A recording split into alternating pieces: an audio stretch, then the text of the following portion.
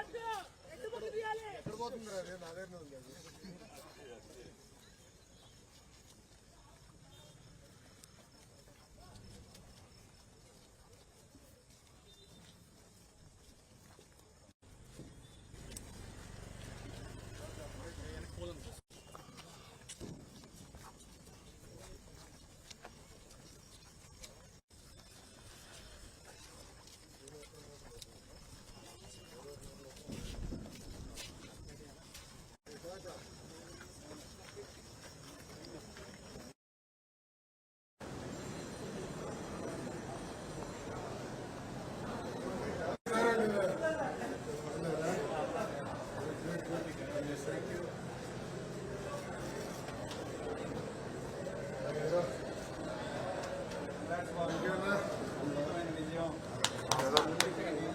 ఏదో పల్ల కొట్టాడు కదా 95,000 తిట్టుకుంటూ వస్తున్నా పల్ల ఫోన్ చేస్తే తెలియదు కొన్నారా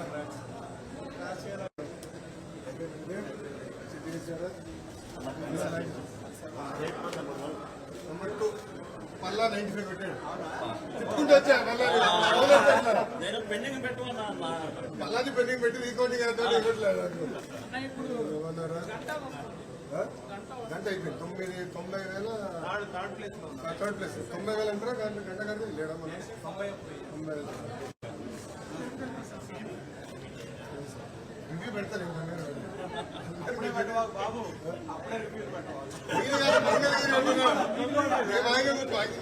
కంగ్రాచులేషన్స్ సూపర్ వచ్చిందన్నా ఖచ్చితంగా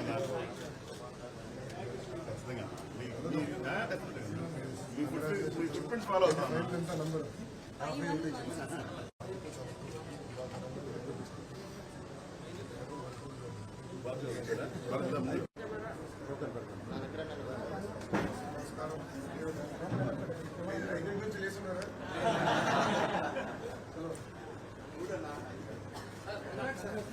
అంతా కలుస్తాం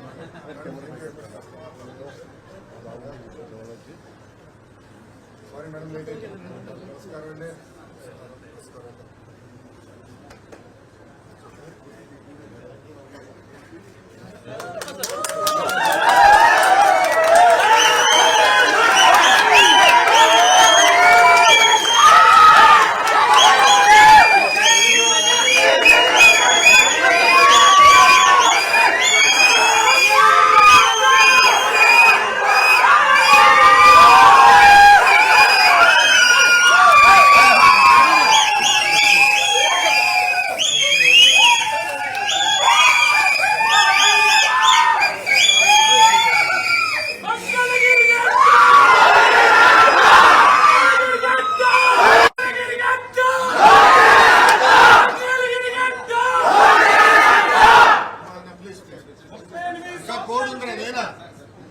కేసులు పడుతుంది నరేష్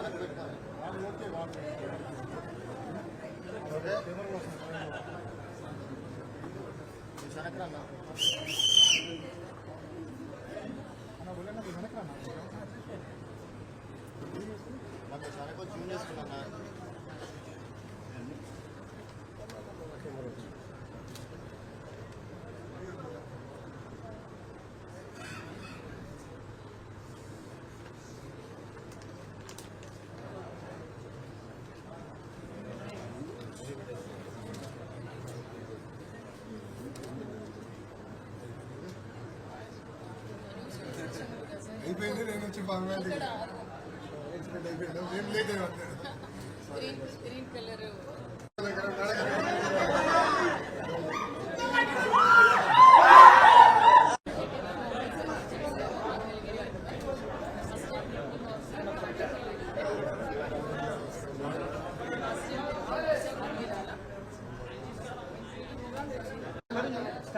గారు రండి అమ్మా వచ్చేసింది మేడం మేడం ఒకసారి మేడం సార్ సార్ ఒకసారి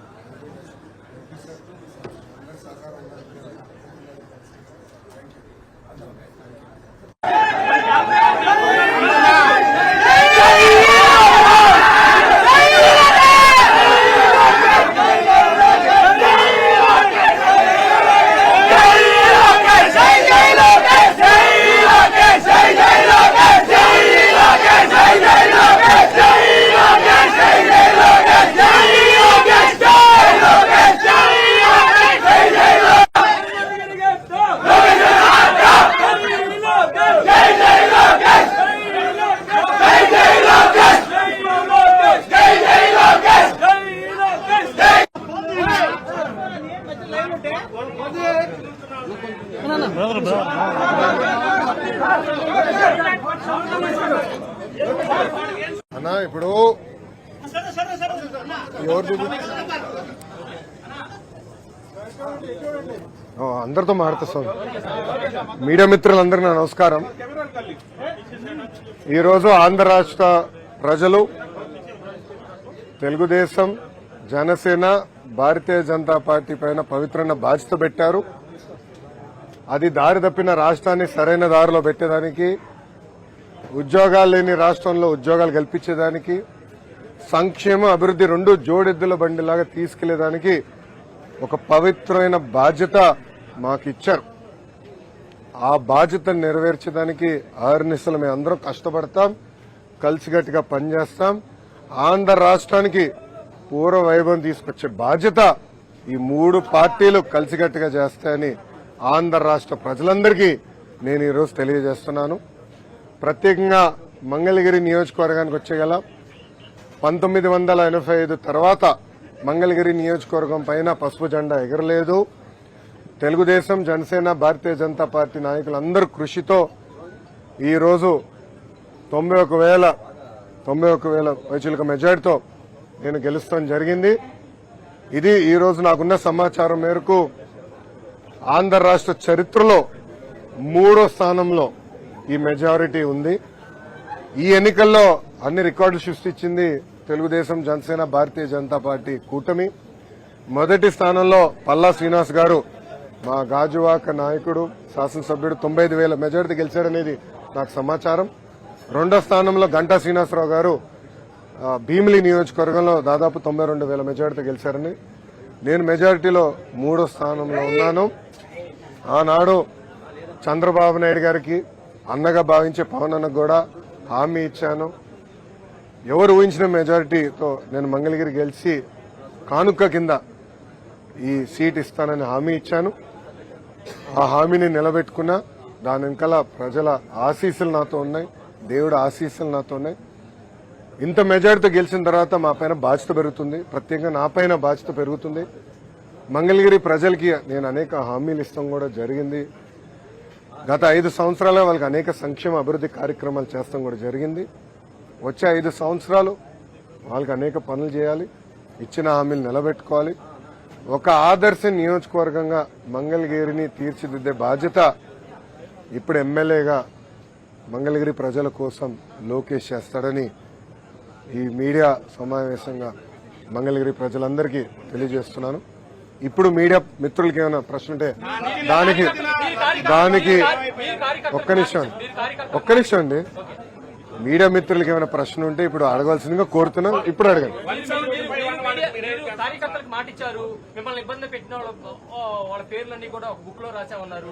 ఆ బుక్ లో ఉన్న పేర్లు పనికి కల్పించబోతున్నారా? అంటే వాళ్ళు న్యాయం చేసే దిశగా లేకపోతే నేను మళ్ళీ చాలా స్పష్టంగా చెప్తాను. నా యువగలం పాదయాత్రలో స్పష్టంగా ప్రజలకి, కార్యకర్తలకు నేను హామీ ఇచ్చాను. ఏ అధికారులు, వైకాపా నాయకులైతే చట్టాన్ని ఉల్లంఘించి ప్రజల్ని, తెలుగుదేశం పార్టీ కార్యకర్తలు ఇబ్బంది పెట్టారో వాళ్ళపైన ఎంక్వైరీ చేస్తాం. అధికారులకు సంబంధించిన విధంగా జ్యుడిషియల్ ఎంక్వైరీ చేస్తాం.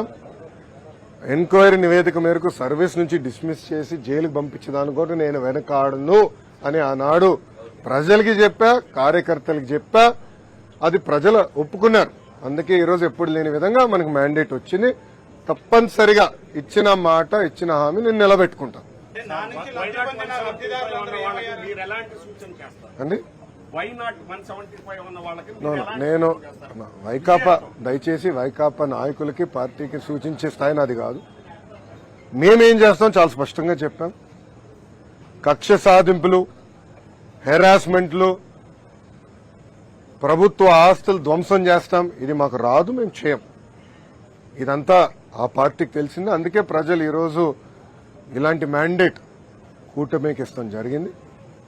సో మాకు ఇచ్చిన మ్యాండేట్ నిలబెట్టుకోవాల్సిన అవసరం 3 పార్టీల పైన ఉన్నాయి. ఎందుకంటే ఆంధ్ర రాష్ట్ర చరిత్రలో ఎవరికి రాని మ్యాండేట్ మాకు వచ్చింది, ఎవరికి రాని మెజారిటీలు మాకు వచ్చినాయి. ఆ బాధ్యత మేము నిలబెట్టుకోవాలి. ఉందాతనంగా ప్రజలకి సేవ చేసే దిశగా మేము పనిచేస్తాం. ఇచ్చిన ప్రతి హామీ నిలబెట్టుకునే బాధ్యత మేము తీసుకుంటాం. సార్, రాష్ట్ర చరిత్రలోనే మొదటిసారి మీ కుటుంబ సభ్యుల్ని టార్గెట్ చేసి అవహేళన చేశారు. వారి విషయంలో మీరు ఎలా ముందుకు వెళ్ళబోతున్నారు? ఇప్పుడు ఆనాడు శాసనసభ సాక్షిగా మా తల్లిని అవమానించారు. అది తట్టుకోలేక చంద్రబాబు నాయుడు గారు ఆనాడు శపథం కూడా చేశారు. మళ్ళీ ముఖ్యమంత్రిగా ఈ సభలో అడుగు పెడతానని ఆనాడు చెప్తాం జరిగింది. ప్రజలు అది గమనించారు. అందుకే ఇలాంటి మ్యాండేట్ మాకు ఇచ్చారు. మీరు ఈ ఎన్నికల ప్రచారంలో కానివ్వండి, గతంలో మేము అధికారంలో ఉన్నప్పుడు కానివ్వండి, ఎప్పుడు కుటుంబ సభ్యులు జోలికి వెళ్ళలేదు. వ్యక్తిగతంగా దొంగ కేసులు పెట్టి ఉన్న జైలుకు పంపించిన ఆలోచన మాకు గతంలో లేదు, ఇప్పుడు కూడా లేదు. ఏమైనా తప్పులు చేస్తుంటే చట్టాలు దాని పని చేసుకుంటూ వెళ్తే తప్ప మేము ఎక్కడ ప్రజల్ని ఇబ్బంది పెట్టాలనో వైకాపా నాయకుల పైన కక్ష సాధింపు చేయాలనేది మా ఆలోచన కానే కాదు. కేంద్రంలో మీరు భాగస్వామి ఉన్నారు. ఇప్పుడు కేంద్రానికి రావాల్సిన, అంటే రాష్ట్రానికి రావాల్సిన రాయితీల్లోనూ కొన్ని హక్కుల్లోనూ వాటి విషయంలో ఏ విధంగా? గతంలోనే చెప్పాము.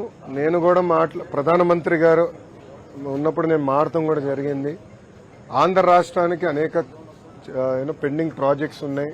అదేవిధంగా విభజన చట్టంలో మనకు రావాల్సిన అనేక విషయాలపైన స్పష్టత రావాలి. మనకు హామీలు కూడా నిలబెట్టుకోవాల్సిన బాధ్యత కేంద్ర ప్రభుత్వం పైన ఉంది, రాష్ట్ర ప్రభుత్వాల పైన ఉన్నాయి. అమరావతి అవ్వచ్చు, పోలవరం అవ్వచ్చు, వెనుకబడిన జిల్లాల అభివృద్ధి కావచ్చు, ఇవన్నీ ఉన్నాయి. ఇవన్నీ కలిసికట్టుగా మేము ముందరికి వెళ్తాం. ఇవన్నీ గతంలోనే పొత్తులోకి వెళ్లే ముందే వాళ్ళతో మాడాం, చర్చించాం. స్పష్టమైన హామీ వాళ్ళు ఇచ్చారు. దాని మేరకు పొత్తుకు వెళ్ళాం. ఈరోజు తెలుగుదేశం జనసేన పార్టీ ఎన్డీఏలో భాగస్వామ్యంలో మేము కంటిన్యూ అవుతాం. దాంట్లో ఎలాంటి డౌట్ లేదు. లోకేష్ మంత్రివర్గంలో ఉంటున్నారు. ఎన్డీఏకి క్లియర్ మెజారిటీ వచ్చింది కదా. బీజేపీకి ఎన్డీఏకి క్లియర్ మెజారిటీ వచ్చింది. సో దాంట్లో వేరే ఆలోచన తెలుగుదేశం పార్టీ కానీ జనసేన పార్టీకి లేదు. మీ అందరూ ఎన్డీఏలో భాగస్వామ్యం. దాంట్లో ఎలాంటి డౌట్ లేదు. నంబర్ 1. నంబర్ 2, నా భవిష్యత్ అంటే నా పాత్ర ఏంటనేది అది మా అధిష్టానం, మా నాయకుడు చంద్రబాబు నాయుడు గారు నిర్ణయిస్తారు. అది నేను మాట్లాడే విషయం కాదు. ఓకేనా? ఒకే రాష్ట్రం, ఒకే రాజధాని, అది అమరావతి. తెలుగుదేశం, జనసేన, భారతీయ జనతా పార్టీ నాయకులం అందరం కూడా ఆ మాట పైన కట్టుబడి ఉన్నాం. రాజధాని లేని రాష్ట్రానికి రాజధాని అవసరం. కానీ అదేవిధంగా అభివృద్ధి వికేంద్రీకరణ పనులు ఏదైతే ఆనాడు ప్రారంభించామో, ఇప్పుడు అనంతపూర్కి కియా మోటార్స్, చిత్తూరు జిల్లాకి అనేక ఎలక్ట్రానిక్స్ తయారు చేసే పరిశ్రమలు, కడప జిల్లాకి స్పోర్ట్స్, అలా స్పష్టమైన హామీలు గతంలో ఇచ్చాం. హామీలు కూడా నిలబెట్టుకున్నాం. కొన్ని చేయలేకపోయాం, టైం సరిపోలేక. ఈసారి ఇచ్చిన ప్రతి హామీ నిలబెట్టుకునే బాధ్యత మేము తీసుకుంటాం. అన్ని జిల్లాలు సమగ్ర అభివృద్ధి చేసే బాధ్యత కూడా తెలుగుదేశం, జనసేన, భారతీయ జనతా పార్టీ ప్రభుత్వం తీసుకుంటాం. టూ ఎర్లీ అన్నాయండి. ఎందుకంటే చంద్రబాబు నాయుడు గారు, మేము ఇప్పుడు వాళ్ళలాగా డేట్లు ముహూర్తాలు మేము ఫిక్స్ చేసుకోమండి. ప్రజలు తీర్పు వచ్చిన తర్వాత చేయాల్సిన పనులు ఉంటాయండి. ప్రజలు తీర్పు రాకుండా ముందర మేమే ప్రమాణ స్వీకారం ఎక్కడ చేస్తాం, పలానా టైం చేస్తాం ఏనాడు మేము అనలేదు, అన్నాం. ఈరోజు తీర్పుని మేము అద్భుతమైన తీర్పు ఇచ్చారు. ఆ తీర్పుని మేము స్వాగతిస్తున్నాం, గౌరవిస్తాం. అది ఇద్దరు పవన్ కళ్యాణ్ గారు, బాబు గారు కూడా కలవబోతున్నారు. కూర్చుని అన్ని విషయాలు మాట్లాడుకున్నారు. అది ఎప్పుడు ఏంటనేది నాయకులందరూ నిర్ణయిస్తారు. రేపు మళ్ళీ ఎన్డీఏ కూడా మీటింగ్ ఉంది. సో అన్ని జరగాలి, ఎంత డిసైడ్ చేస్తాం. కలిసికట్టుగా పనిచేశాం. మీరు చూస్తే 21 సీట్లకి 21 సీట్లు జనసేన పార్టీ గెలిచింది. 10 ఎమ్మెల్యే సీట్లు 8 స్థానాలు భారతీయ జనతా పార్టీ గెలిచింది. తెలుగుదేశం పార్టీ కూడా ఇప్పుడు రాని విధంగా మాకు వచ్చిన మెజారిటీ స్థానాలు మేము కూడా కైవసం చేసుకుంటాం జరిగింది. కలిసికట్టుగా మేము ప్రయాణిస్తాం. ప్రజలు ఒక బాధ్యత పెట్టారు మా పైన. 3 పార్టీలు కలిసికట్టుగా పనిచేయాలి. దారి తప్పిన రాష్ట్రాన్ని సరైన దారిలో పెట్టాలి. గతంలో ఈ ప్రభుత్వం చేసిన పొరపాట్లని మేము చేయకూడదు.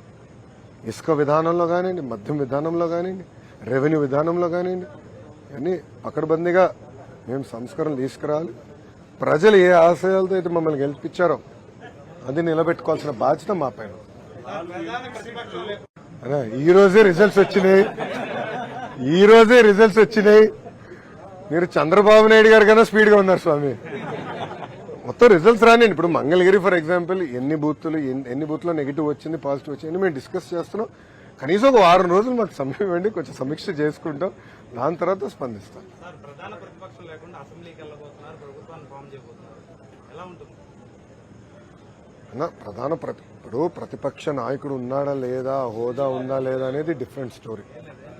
ప్రజలు ఒక పవిత్రమైన బాధ్యత మాకు ఇచ్చారు. దారి తప్పిన రాష్ట్రం సరైన దారిలో పెట్టారు. ఇప్పుడు గంజాయి విషయం తీసుకుందాం. తరాలే నాశనం అయిపోయింది. అది మనం కట్టడి చేయాలి. రెవెన్యూ విషయం ఉంది. ల్యాండ్ టైటిలింగ్ యాక్ట్, ఒక పనికిమాల చట్టం, అది చెప్పాం. దాని తర్వాత మెగా డిఎస్సి హామీ ఇచ్చాం. ఆ డిఎస్సి మేము హామీని నిలబెట్టుకుంటాం. ఇట్లా స్పష్టమైన హామీలు ప్రజలకు మేము ఇచ్చాం. ఆ హామీలు కలిసికట్టుగా మేము నిలబెట్టుకుంటాం. ఆంధ్ర రాష్ట్రానికి కేంద్రం నుంచి రావాల్సిన నిధులు కూడా తీసుకొచ్చే బాధ్యత కలిసికట్టుగా తీసుకుంటాం. ఓకేమ్మా? సాక్షి లేదా? నో సాక్షి? పర్లే ఎన్టీవీ మిత్రులు, టీవీ9 మిత్రులు కూడా వచ్చారులేండి. పర్లే మరో సాక్షి ఉన్నారులేండి. ఓకే గురుగారు, థ్యాంక్ యూ. ఉంటాను సార్. అందరు నమస్కారం.